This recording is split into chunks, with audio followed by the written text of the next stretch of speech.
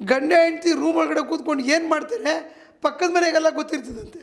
ಅಯ್ಯೋ ಸರ್ ಅವರಿಬ್ಬರು ಜೊತೆಲಿ ಮನ್ಕೋದೇ ಬಿಟ್ಬಿಟ್ಟವ್ರಂತೆ.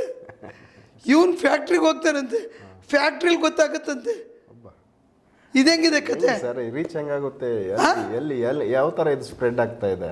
ಗಂಡ ಹೆಂಡತಿ ರಾತ್ರಿ ಮಾತಾಡಿದ ವಿಷಯ, ಬೆಡ್ರೂಮಲ್ಲಿ ವಿಷಯ, ಫ್ಯಾಕ್ಟ್ರಿ ಒಳಗಡೆ ಇವ್ನು ಕೆಲ್ಸಕ್ಕೆ ಹೋದಾಗ ಅಲ್ಲೊಬ್ಬ ಹೇಳ್ತಾನೆ ರಾತ್ರಿ ನಿನಗೆ ಮನೇಲಿ ಹಿಂಗಾಗಿದೆ, ನನಗೆ ವಿಷಯ ಬಂತು ಅಂತಂದರೆ ಅವನಿಗೆ ಹೆಂಗೆ ಗೊತ್ತಾಯಿತು?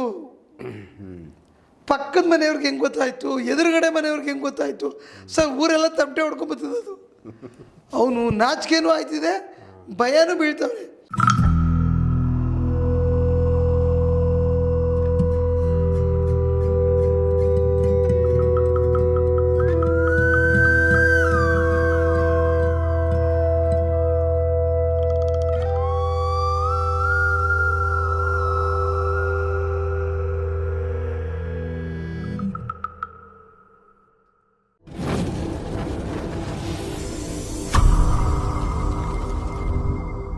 ನಮಸ್ಕಾರ ವೀಕ್ಷಕರೇ. ನಮಸ್ಕಾರ ವೀಕ್ಷಕರಿಗೆ. ಸರ್, ಈಗ ದೀಕ್ಷೆ ಸಾಮಾನ್ಯವಾಗಿ ಸಾಧನೆಗಳು ಮಾಡೋರಿಗೆ, ಇಲ್ಲ ವಿದ್ಯೆಗಳು ಕಲಿಯೋರಿಗೆ, ಇಲ್ಲ ಕೆಲವರು ತೊಂದರೆಗಳಲ್ಲಿರೋರು ದೀಕ್ಷೆ ತೊಗೊಂಡು ಸಾಧನೆ ಮಾಡೋ ದಾರಿಗೆ ಬರ್ತಾರೆ. ಕೆಲವೊಂದೊಂದು ಸರಿ ಅವ್ರಿಗೆ ಸಮಸ್ಯೆಗಳು ಆಗ್ಬೋದು, ಇಲ್ಲ ಲಾಭಗಳು ಆಗ್ಬೋದು. ಮೇಯ್ನಾಗಿ ದೀಕ್ಷೆ ತೊಗೊಂಡಾದಮೇಲೆ ಅವ್ರ ಜೀವನ ಯಾವ ರೀತಿ ಒಂದು ಚೇಂಜಸ್ ಕಾಣಿಸೋಕೆ ಶುರು ಆಗುತ್ತೆ, ಏನಾಗುತ್ತೆ? ಸ್ಪೆಷಲಿ ದೀಕ್ಷೆ ತೊಗೊಂಡ ಮೇಲೆ ಕೆಲವ್ರಿಗೆ ಎಫೆಕ್ಟು ಆಗೈತೆ. ಕೆಲವೊಂದು ದಾರಿಗಳು, ಅವ್ರು ಹೋಗೋ ದಾರಿಗಳಲ್ಲಿ, ಅವ್ರು ಮಾಡೋ ಕೆಲಸಗಳಲ್ಲಿ ಕೆಲವೊಂದಷ್ಟು ಏನೋ ಮಿಸ್ಟೇಕ್ಗಳಾಗಿರೋದ್ರಿಂದ ಅವ್ರಿಗೆ ಎಫೆಕ್ಟ್ಗಳಾಗಿರೋವುಗಳು ನಮ್ಮ ಗಮನದಲ್ಲಿವೆ. ಈ ದೀಕ್ಷೆ ಯಾವ ರೀತಿ ಕರೆಕ್ಟ್ ಫಾಲೋ ಮಾಡಬೇಕಾಗುತ್ತೆ, ಮಿಸ್ ಆದರೆ ಯಾವೆಲ್ಲ ಸಮಸ್ಯೆಗಳನ್ನ ಎದುರಾಕೋಬೇಕಾಗುತ್ತೆ, ಕಂಪ್ಲೀಟ್ ಈ ದೀಕ್ಷೆ ತೊಗೊಂಡೋದ್ರಿಂದ ಏನಾಗುತ್ತೆ? ಇದು ದೀಕ್ಷೆ ತಗೊಳ್ಳೋರಿಗೆ, ಆರ್ಡಿನರಿ ಪರ್ಸನ್ಗಳಿಗೆ, ಕಲಿಯಕ್ಕೆ ಬರೋರಿಗೆ ಇಬ್ಬರಿಗೂ ಅಷ್ಟೇ ಇದೊಂದು ಒಳ್ಳೆ ಕ್ವಶ್ಚನ್ನು. ಇದನ್ನು ದಯವಿಟ್ಟು ಎಲ್ಲರೂ ಪ್ರತಿಯೊಬ್ಬರು ನೋಡ್ಕೊಳ್ಳಿ, ಅರ್ಥ ಆಗುತ್ತೆ. ಕಲಿಯೋರೊಬ್ಬರೇ ದೀಕ್ಷೆ ಅಂತ ಅಲ್ಲ ಇದು. ಆದರೆ ಒಳ್ಳೆ ಒಂದು ಮಂತ್ರನ ಅದನ್ನು ದೀಕ್ಷೆ ಆಗಿ ತಗೋಬೇಕು, ನಾವೇ ನೋಡ್ಕೊಂಡು ಓದ್ಬೋದಲ್ವಾ ಅಂತಲೂ ಕೆಲವರು ವಾದ ಇರ್ತದೆ. ದೀಕ್ಷೆ ಅಂದರೆ ಏನು ಅಂದರೆ ಗುರುವಿನಿಂದ ಬರ್ತಕ್ಕಂಥ ವಿದ್ಯೆಗೆ ಶ್ರೇಷ್ಠ ಜಾಸ್ತಿ ಇರ್ತದೆ. ನಾನು ಗುರು ಅನ್ನೋದು ಏನಕ್ಕೆ ಅಂದರೆ ನಾವೆಲ್ಲ ಕಲ್ತಿದ್ದವರು, ಪಾಸ್ ಮಾಡಿದ್ದವ್ರನ್ನೇ ಲೆಕ್ಚರರ್ ಅಂತ ಕೊಡೋದು. ಸುಮ್ಮನೆ ದಾರಿಲಿ ಹೋಗೋನಿಗೆ ಲೆಕ್ಚರ್ ಅಂತ ಕುಂಡ್ರಿಸಲ್ಲ. ಅದನ್ನು ತಿಳ್ಕೊಂಡಿದ್ದವನ್ನ ಕುಂಡ್ರಿಸೋದು ಕೂಡ ಅವ್ನು ಲೆಕ್ಚರರ್ ಆಗೋಕ್ಕೆ ಸಾಧ್ಯ ಇಲ್ಲ. ಅದರಲ್ಲಿ ಏನಾದರೂ 1% ನಾವು ಆ ವಿದ್ಯೆ ಕಲಿತು ಸಾಧನೆ ಮಾಡಿದ್ರಲ್ಲಿ ಏರುಪೇರಾಗಿ ಭಾಳ ಕಷ್ಟಗಳು ಅನುಭವಿಸಿದಾಗ ನಾವು ಹಿಂಗೆ ಮಾಡ್ಕೋಬೇಡಿ, ಇಲ್ಲ ಹಿಂಗೆ ಮಾಡ್ಕೊಳ್ಳಿ, ಹಿಂಗೆ ಮಟ್ಟಿ ಇದನ್ನು ನಾವು ದೀಕ್ಷೆ ಕೊಟ್ಟಾಗ ನಮ್ಮ ಮುಖಾಂತರ, ನಮ್ಮ ನಾಲಿಗೆಯಿಂದ ನಾವು ಬಂದಾಗ ಏನಾಗುತ್ತೆ, ಅದು ನಿಮಗೆ ಮುಟ್ಟುತ್ತೆ. ವೈರಿಂದ ವೈರ್ಗೆ ಕನೆಕ್ಷನ್. ಈ ಸುಮಾರು ಜನ ಕೇಳ್ತಿದ್ದಾಗ ನಾನು ಕೆಲವು ಜನಕ್ಕೆ ಕೇಳಿದೆ. ನಾನು ಒಬ್ಬರಿಗೆ ಹೇಳಿದೆ, ಒಬ್ಬರಿಗೆ ಸೌಮ್ಯವಾದಂಥ ದೀಕ್ಷೆ, ದೇವ್ರ ದೀಕ್ಷೆ, ಮಂತ್ರಗಳು ಯಾವುದನ್ನು ಕೊಡ್ತೀರಂದಾಗ ನಾನು ಅದಕ್ಕೆ ದುಡ್ಡು ತಗೊಳ್ಳಲ್ಲ. ನಿಮ್ಗೆ ದೀಕ್ಷೆ ಕೊಡ್ತೀನಿ, ಆ ಮಂತ್ರನ ನೀವು ಮನೆ ಒಳಗಡೆ ಸಾಧನೆ ಮಾಡ್ಬೋದು, ಮಾಡಿದ್ರೆ ಖಂಡಿತ ಒಳ್ಳೆಯದಾಗುತ್ತೆ. ನಾನು ಅದಕ್ಕೆ ₹1 ತಗೊಳ್ಳಲ್ಲ. ಕಾಣಿಕೆ ಅಂತ ಒಂದು ಬಿಳಿ ಬಟ್ಟೆ ತೊಗೋತೀನಿ, ₹101 ನಿಮ್ಮ ಕೈಯಲ್ಲಿ ಏನು ಖುಷಿ ಇರ್ತಿದ್ದೋ ಕೊಟ್ಬಿಟ್ಟು ಹೋಗಿ, ನಾನು ಇದಕ್ಕೆ ಬೆಲೆನೂ ಕಟ್ಟಲ್ಲ, ಇದು ಮಾಡೋಕ್ಕೆ ಹೋಗಲ್ಲ. ಆದರೆ ನಾವು ನನ್ನ ಕಠೋರವಾದ ವಿದ್ಯೆಯಲ್ಲಿ ದೀಕ್ಷೆ ಕೊಡ್ತಕ್ಕಂಥದ್ದಕ್ಕೆ ಲಕ್ಷಾಂತರ ರೂಪಾಯಿ ನಾವು ಖರ್ಚು ಮಾಡಿ ಒಬ್ರಿಗೆ ವಿದ್ಯೆ ಕಲಿಸ್ತಾ ಇರೋದು. ಆ ಕಲಿಸೋದಕ್ಕೆ ನಾನು ಅಮೌಂಟ್ ತಗೋತೀನಿ. ನಮ್ಗೆ ಹೆಚ್ಚು ಕಮ್ಮಿ ಆದರೆ, ನಿಮ್ಗೆ ಹೆಚ್ಚು ಕಮ್ಮಿ ಆದರೆ, ಇನ್ನೊಂದಾದರೆ ಮತ್ತೊಂದಾದರೆ ಇದಕ್ಕೆ ಯಾರು ಹೊಣೆಯಲ್ಲ. ಅದೊಂದು ಇದರಲ್ಲಿ ನೀವು ಸಂಪಾದನೆ ಮಾಡಿ ಕೋಟಿಗಟ್ಟಲೆ ಸಂಪಾದನೆ ಮಾಡಿದಾಗ ಯಾರು ನಿಮ್ಮ ನುಡ್ಕೊಂಬರಲ್ಲ. ಕೋಟಿ ಸಂಪಾದನೆ ಮಾಡಿದ್ದೆ ಕೊಡು ಅಂದ್ಬಿಟ್ಟು. ನಾವು ಕೊಡ್ತಕ್ಕಂಥ ಒಂದು ಸಣ್ಣ ವಿದ್ಯೆ ಅದು. ಅದನ್ನು ನೀವು ಬೆಳೆಸ್ಕೊಂಡೋಗಿ ನೀವು ಸಂಪಾದನೆ ಮಾಡಿ. ನಮ್ಮ ಈ ಮಂತ್ರ ತೊಗೊಂಡೋಗಿ ₹1 ನಾನು ಯಾವತ್ತೂ ಬರ್ತೀನಿ ಅಂತ ಕನಸಲ್ಲೂ ಕಂಡಿಲ್ಲ. ನಾನು ಒಂದೇ ಹೆಣ್ಮಗಳು ಸರ್, ಅವ್ರೇನು ಮಂತ್ರ ತೊಗೋಬೇಕು, ದೀಕ್ಷೆ ಆ ಎಪಿಸೋಡ್ ನೋಡಿದ್ಮೇಲೆ ನನಗೆ ಅವರು ಸುಮಾರು ಒಂದು 6 ತಿಂಗಳಲ್ಲಿ, ಗುರುಗಳೇ ನಾನು ಸಾಕಷ್ಟು ದೇವ್ರು ದುಡ್ಡು ಕೊಟ್ಟಿದ್ದಾನೆ, ನನಗೆ ಒಂದು 3 ಜನ ಮಕ್ಕಳಿದ್ದಾರೆ, ತುಂಬ ಹೈಲಿ ಒಳ್ಳೆ ಕ್ವಾಲಿಫೈಡು, ಒಳ್ಳೊಳ್ಳೆ ಓದ್ತಾ ಇದ್ದಾರೆ. ಇವರು ಮಿಡ್ಲ್ ಏಜ್ ಯಂಗ್ಸು. ಸಾಕಷ್ಟು ಕೋಟಿಗಟ್ಟಲೆ ಸಂಪಾದನೆ ಮಾಡ್ತಿದ್ದಾರೆ. ಅವ್ರು ಬರೀ ಮಾತಾಡಿದ್ರೆ ಅವ್ರ ಹೆಸರು ಹೇಳಿದ್ರೆ ಭಾಳ ಜನಕ್ಕೆ ಗೊತ್ತಾಗ್ಬಿಡ್ತಿದೆ. ಅದಕ್ಕೆ ಅವ್ರು ರಿಕ್ವೆಸ್ಟ್ ಮಾಡ್ಕೊಂಡು ಕೈ ಮುಗಿದು ಕೇಳ್ಕೊಂಡಿದ್ದಾರೆ. ನಾನು ಅವ್ರ ಬಗ್ಗೆ ಮಾತಾಡ್ತಾ ಇದ್ದೀನಿ ಅಷ್ಟೇ. ಅವರು ನನಗೆ ಯಾವುದಾದ್ರೂ ದೇವ್ರದ್ದು ಒಂದು ಒಳ್ಳೆ ಮಂತ್ರನ ಏನಾದರೂ ಕೊಡ್ಬೋದಾ ಸರ್ ಅಂತ ಕೇಳಿದೆ. ಖಂಡಿತ ಕೊಡ್ತೀನಮ್ಮ, ಎಷ್ಟು ಚಾರ್ಜ್ ಮಾಡ್ತೀರಾ ಅಂದರು. ನೀವು 101 ರೂಪಾಯಿ ಮೇಲೆ ಎಷ್ಟು ಕೊಟ್ಟರು ಇಸ್ಕೋತೀನಿ ಅಂದೆ. ಒಂದು ಬಟ್ಟೆ ತೊಗೊಂಬನ್ನಿ. ಅವರೊಂದು ಬಿಳಿ ಒಂದು ಪಂಚೆ ಒಂದು ಟವಲ್ ತೊಗೊಂಬಂದರು, ಕಾಣಿಕೆ ಇಟ್ಟರು, ಹಣ್ಣು ಹಂಪಲು ತೊಗೊಂಬಂದರು. ನಾನು ದೀಕ್ಷೆ ಕೊಟ್ಟೆ. ಇದು ಈ ಥರ ಮಾಡಬೇಕಂತ ಅವ್ರಿಗೆ ವಿಧಾನಗಳನ್ನೇ ಹೇಳ್ಕೊಟ್ಟೆ. ಅವ್ರು ಎಷ್ಟು ಕಲಿತಾರೋ ಬಿಡ್ತಾರೋ, ಎಷ್ಟು ಮಾಡ್ತಾರೋ ಬಿಡ್ತಾರೋ.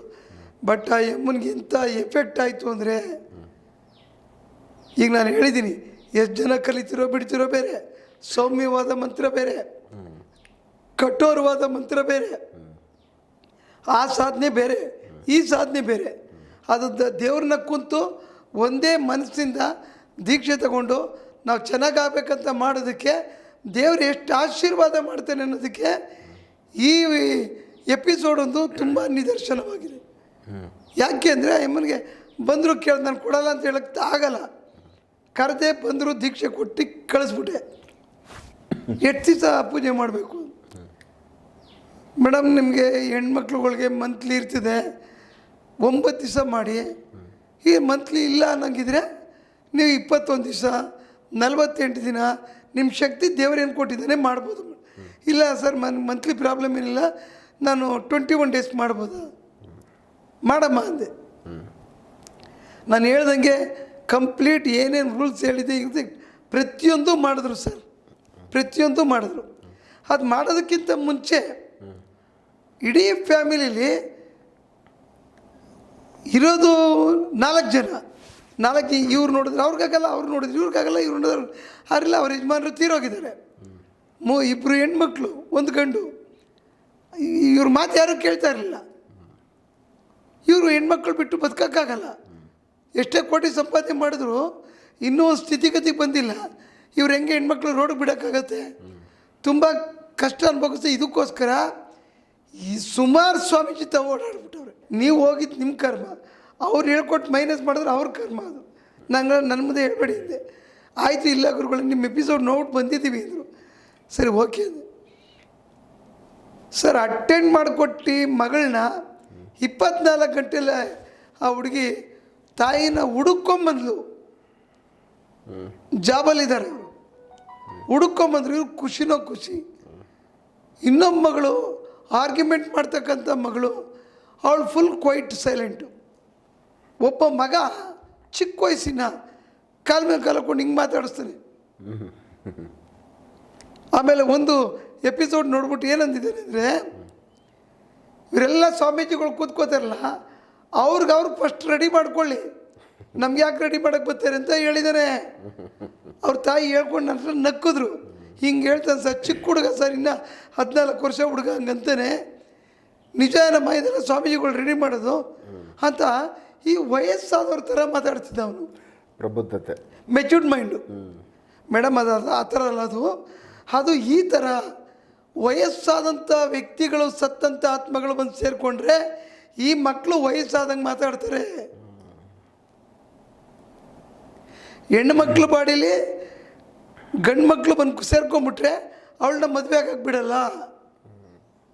ಮದುವೆ ಆಗಿದ್ರೆ ಗಂಡನಿಗೆ ಡೈವರ್ಸ್ ಕೊಡಿಸ್ತವೆ. ಇವೇ ಇದು ಮಾಡ್ತಕ್ಕಂಥ ಚಿಲ್ಲರೆ ಕೆಲಸಗಳು.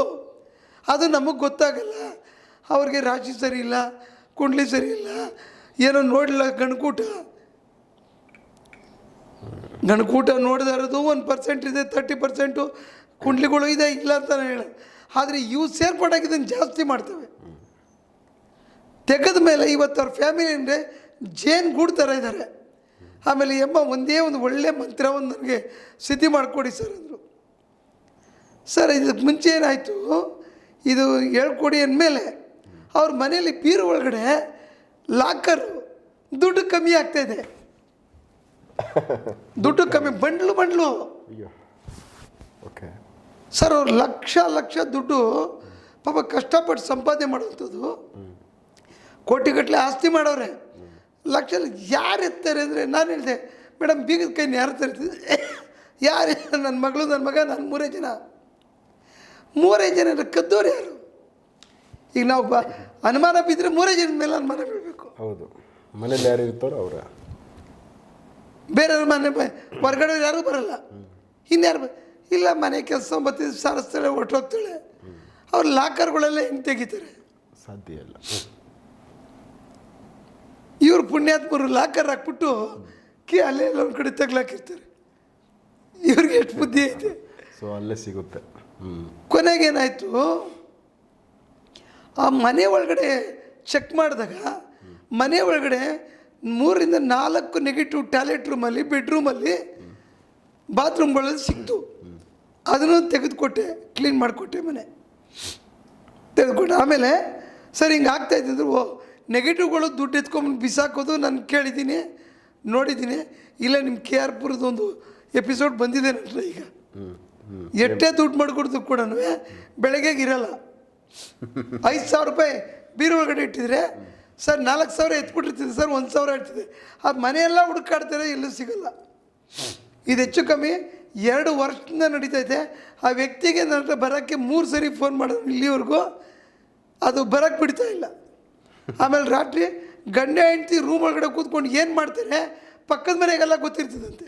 ಅಯ್ಯೋ ಸರ್, ಅವರಿಬ್ಬರು ಜೊತೆಲಿ ಮನ್ಕೋದೇ ಬಿಟ್ಬಿಟ್ಟವ್ರಂತೆ. ಇವನು ಫ್ಯಾಕ್ಟ್ರಿಗೆ ಹೋಗ್ತಾನಂತೆ, ಫ್ಯಾಕ್ಟ್ರಿಲಿ ಗೊತ್ತಾಗತ್ತಂತೆ. ಇದೆಂಗಿದೆ ಕತೆ ಸರ್? ರೀಚ್ ಹೆಂಗಾಗುತ್ತೆ? ಎಲ್ಲಿ ಯಾವ ಥರ ಇದು ಸ್ಪ್ರೆಡ್ ಆಗ್ತಾ ಇದೆ ಸರ್? ಇವ್ರು ಅದು ಈ ರೂಮಲ್ಲಿ ಏನಿಲ್ಲ, ನಾವಿಬ್ಬರೇ ಕೂತ್ಕೊಂಡು ಮಾತಾಡ್ತಿರೋದು. ಇಲ್ಲಿ 3ನೇ ವ್ಯಕ್ತಿ ನಮ್ಮ ಕಣ್ಣಿಗೆ ಬೀಳ್ತಾ ಇಲ್ಲ. ಇಲ್ಲೊಬ್ಬ ವ್ಯಕ್ತಿ ಇದ್ದಾನೆ, ಅವನು ಹೋಗಿ ಸ್ಪಿಟ್ ಮಾಡ್ತಾನೆ. ಗಂಡ ಹೆಂಡ್ತಿ ರಾತ್ರಿ ಮಾತಾಡಿದ ವಿಷಯ, ಬೆಡ್ರೂಮಲ್ಲಿರೋ ವಿಷಯ, ಫ್ಯಾಕ್ಟ್ರಿ ಒಳಗಡೆ ಇವ್ನು ಕೆಲ್ಸಕ್ಕೆ ಹೋದಾಗ ಅಲ್ಲೊಬ್ಬ ಹೇಳ್ತಾನೆ, ರಾತ್ರಿ ನಿನಗೆ ಮನೇಲಿ ಹಿಂಗಾಗಿದೆ, ನನಗೆ ವಿಷಯ ಬಂತು ಅಂತಂದರೆ ಅವನಿಗೆ ಹೆಂಗೆ ಗೊತ್ತಾಯಿತು? ಪಕ್ಕದ ಮನೆಯವ್ರಿಗೆ ಹೆಂಗೆ ಗೊತ್ತಾಯಿತು? ಎದುರುಗಡೆ ಮನೆಯವ್ರಿಗೆ ಹೆಂಗೆ ಗೊತ್ತಾಯಿತು? ಸರ್ ಊರೆಲ್ಲ ತಮಟೆ ಹೊಡ್ಕೊಂಬತ್ತದದು. ಅವನು ನಾಚಿಕೆನೂ ಆಯ್ತಿದೆ, ಭಯನೂ ಬೀಳ್ತವನೆ. ಅವನು ಇದುವರೆಗೂ 3 ಸರಿ ಮಾತಾಡಿದ್ದಾನೆ. ಇನ್ನೂ ನನ್ನ ಹತ್ರ ಬಂದಿಲ್ಲ. ಬಂದಮೇಲೆ ಇನ್ನೂ ಸ್ವಾರಸ್ಯ ಇದೆ ಕೇಸು. ಅದಕ್ಕೆ ನೀವು ಯಾವತ್ತು ಮನಸ್ಸು ಗಟ್ಟಿ ಮಾಡ್ಕೊಂಡು ಬರ್ತೀರಾ ಅಲ್ಲಿವರೆಗೂ ಮುಟ್ಟೋದಿಲ್ಲ. ನಾನು ಇನ್ನೇನು ಇದು ಮಾಡೋಕ್ಕಾಗದೆ. ಕೊನೆಗೆ ಅದೆಲ್ಲ ತೆಗೆದುಕೊಟ್ಮೇಲೆ ಇಲ್ಲಿವರೆಗೂ ಏನಾಗಿತ್ತು ಅಂದರೆ, ಅದು ಮುಗಿದೋಯ್ತಾ ಚಾಪ್ಟ್ರು. ಇವ್ರು ದೀಕ್ಷೆ ತಗೊಂಡ್ರು, ಮನೆಗೆ ಹೋಗಿ ಎಲ್ಲ ಕ್ಲೀನ್ ಮಾಡಿ ಕೂತ್ಕೊಂಡ್ರು. ನಾನು ಏನು ಹೇಳ್ಕೊಟ್ಟಿದ್ದೆ ಸರ್, ಆ ಅಮ್ಮ ಎಷ್ಟು ಒಂದು ಒರಿಜಿನಲ್ ಆಗಿ ಪ್ಯೂರಾಗಿ ಆ ಅಮ್ಮ ಕೂತ್ಕೊಂಡು ಅದನ್ನು ದೇವ್ರನ್ನ ಸಿದ್ಧಿ ಮಾಡಿದ್ದಾರೆ ಅಂದರೆ ಸರ್. ಈಗ ಕೂತ್ಕೊಂಡು ಹೇಳ್ತಿದ್ರೆ, ಕಣ್ಣು ಮುಚ್ಕೊಂಡಿದ್ರೆ ಯಾರೋ ಅಕ್ಕಪಕ್ಕದಲ್ಲಿ ಓಡಾಡ್ತಕ್ಕಂಥದ್ದು ಅಮ್ಮನಿಗೆ ಗೊತ್ತಾಗುತ್ತೆ. ಸೊ ಫೀಲಿಂಗ್ ಬಂದೈತೆ, ಫೀಲಿಂಗ್ ಗೊತ್ತಾಗಿದೆ.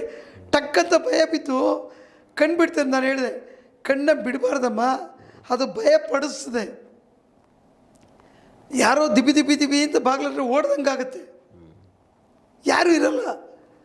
ಅದು ನಿಮ್ಮನ್ನು ಎದುರಿಸೋದು. ಈ ಅಮ್ಮ ಗಟ್ಟಿ ಧೈರ್ಯ ಸ್ವಲ್ಪ ಕೂತ್ಕೊಂಡು ಮಾಡಿದ್ದಾರೆ. ಭಗವಂತ ಆ ಅಮ್ಮನಿಗೆ ಎಷ್ಟು ಧೈರ್ಯ ಕೊಟ್ಟ ಅಂದರೆ ಸರ್, 21 ದಿವಸ ಆಯಿತು. 21 ದಿನ ಆದಮೇಲೆ ಅದಕ್ಕೆಲ್ಲ ಏನೇನು ನೈವೇದ್ಯ ಮಡಗಬೇಕೆಲ್ಲ ಹೇಳಿದ್ದೆ.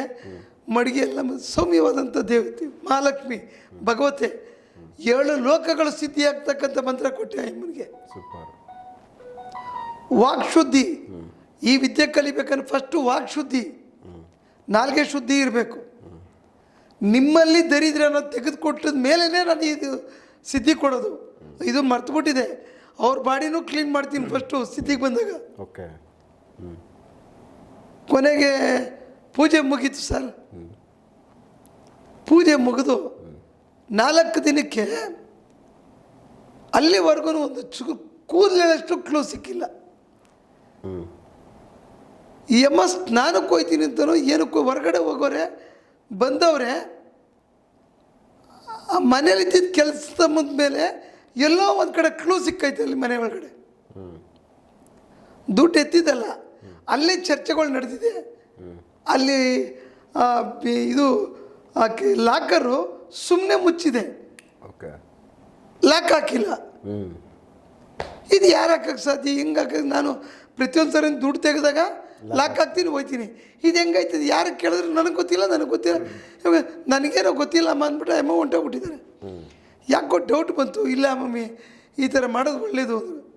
ಕ್ಲೀನಾಗಿ ಅವ್ರು ಹೋದರು, ಕಗ್ಲಿಪುರದಲ್ಲಿ ಕಂಪ್ಲೇಂಟ್ ಕೊಟ್ಟರು. ನಾನು ಅವ್ರಿಗೆ ಹೇಳಿದ್ದೀನಿ, ನಿಮ್ಮ ಎಪಿಸೋಡ್ ಹೇಳಿದ್ದೀನಿ, ನೀವು ಯಾರು ಅಂತ ಹೇಳಲ್ಲ ಮೇಡಮ್ ಅಂತ.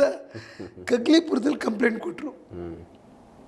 ಪಾಪ ನಿಜ ದೇವ್ರ ಥರ ಅಲ್ಲಿ ಪೊಲೀಸ್ನವ್ರು ಕೆಲಸ ಮಾಡಿದ್ರು, ದೇವ್ರ ಥರ ಮಾಡಿದ್ದಾರೆ. ಇವರು ಯಾವ ದೇವರನ್ನ ಪೂಜೆ ಮಾಡ್ತಾರೆ ಆ ಹೆಸರಿನವರೇ ಇಬ್ಬರು ಬಂದವರಲ್ಲಿ. ಓಕೆ, ದೇವ್ರ ಮಹಿಮೆ ಹೇಳೋದು ನಾನು, ಶಕ್ತಿ ರಸ್ತೆ ತೋರಿಸೋದಷ್ಟೇ. ಅವ್ರು ಬಂದು ಎನ್ಕ್ವೈರಿ ಮಾಡಿ ಆ ಲೇಡಿನ ಕರೆಸ್ಕೊಂಡು ಎನ್ಕ್ವೈರಿ ಮಾಡಿದ್ದಕ್ಕೆ ಈ ಅಮ್ಮನಿಗೆ ಗೊತ್ತಿಲ್ಲದೆ ಇರೋದು ಇನ್ನೂ ಈಚೆಗೆ ಬಂದಿದೆ. ಓಕೆ ಸರ್ 8.5-9 ಲಕ್ಷ ದುಡ್ಡು ಎತ್ತಿದಾಳು ಅವಳ ಅಕೌಂಟಲ್ಲಿದೆ. ₹1 ಅಲ್ಲ, ₹2 ಅಲ್ಲ, 8.5-9 ಲಕ್ಷ. ಚಿನ್ನದೊಂದೇನೋ ಡಾಲರು, ಬೆಳ್ಳಿ ಸಾಮಾನುಗಳು, ಸುಮಾರು ಐಟಮು ಎಲ್ಲ ತಂದು ಒಪ್ಪಿಸ್ಬಿಟ್ರು. ಆನ್ಲೈನಲ್ಲಿ ಟ್ರಾನ್ಸ್ಫರ್ ಹೋಗೋಯ್ತು. ಕರೆಕ್ಟಾಗಿ ಪೂಜೆ ಮುಗಿದು 3 ದಿನಕ್ಕೆ ಆ ಎಮ್ಮನಿಗೆ ರಿಸಲ್ಟ್ ಕೊಟ್ಟರು.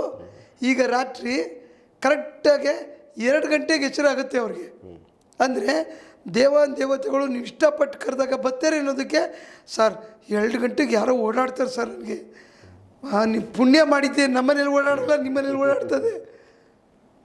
ನನಗೆಲ್ಲ ಬರೀ ದೇವುಗಳೇ ಬರ್ತವೆ ಏನೋ. ಬಟ್ ನೀವು ಪುಣ್ಯ ಮಾಡಿದ್ದೀರಾ, ಅವ್ರು ಓಡಾಡೋದು ಒಳ್ಳೆಯದು. ಏನೋ ಒಂಥರ ಘಮ ಅಂತ ಸೌಂಡು, ಸ್ಮೆಲ್ಲು. ನಿಜವಾಗ್ಲೂ ದೇವ್ರು ನೀವು ಮಾಡಿರೋ ಪೂಜೆಗೆ ಮೆಚ್ಚಿದ್ದಾರೆ, ಬಂದಿದ್ದಾರೆ. 2 ಗಂಟೆಗೆ ಎದ್ದು ಸ್ನಾನ ಮಾಡ್ಕೊಳ್ಳಿ.